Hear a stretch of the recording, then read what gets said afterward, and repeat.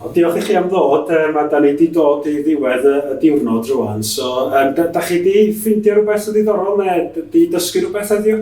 Dwi wedi dysgu lot fawr heddiw amdan y cwrs meddygol a beth sydd angen i cael yr degree ar ddiwedd y cwrs. A dwi'n meddwl bod yn gret fod yna amrywiaeth rhwng y gwahanol prifysgolion. Mae yna Manceinion, Caerdydd a Lerpwl. A dwi'n meddwl pa mor bwysig oedd hynna i weld yr gwahanol fatha o prifysgolion sydd yna. A beth yr cwrs...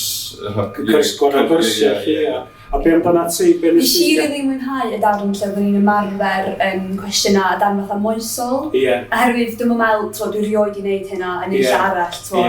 A dwi'n meddwl mae hynna'n rili wahanol, nes i mwynhau hynna. So be ni'n drio wneud, o cael y toolbox yn des lici di?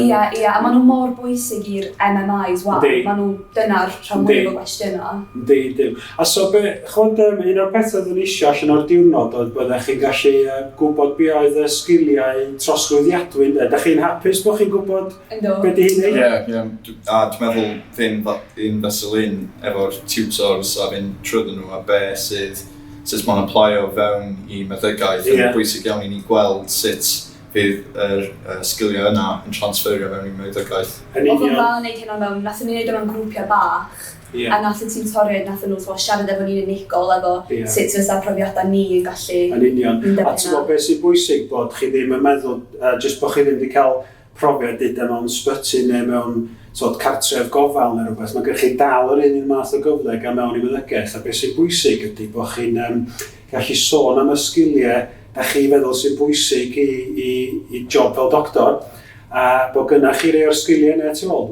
so da chi'n gallu tynnu'r sgiliau neu o'ch gwaith gwirfoddol neu beth da chi'n neud yn yr ysgol, a priodi nhw os lici di hefo beth da chi'n mynd i fod yn neud fel meddyg, a wrth gwrs yn y cyfweliad.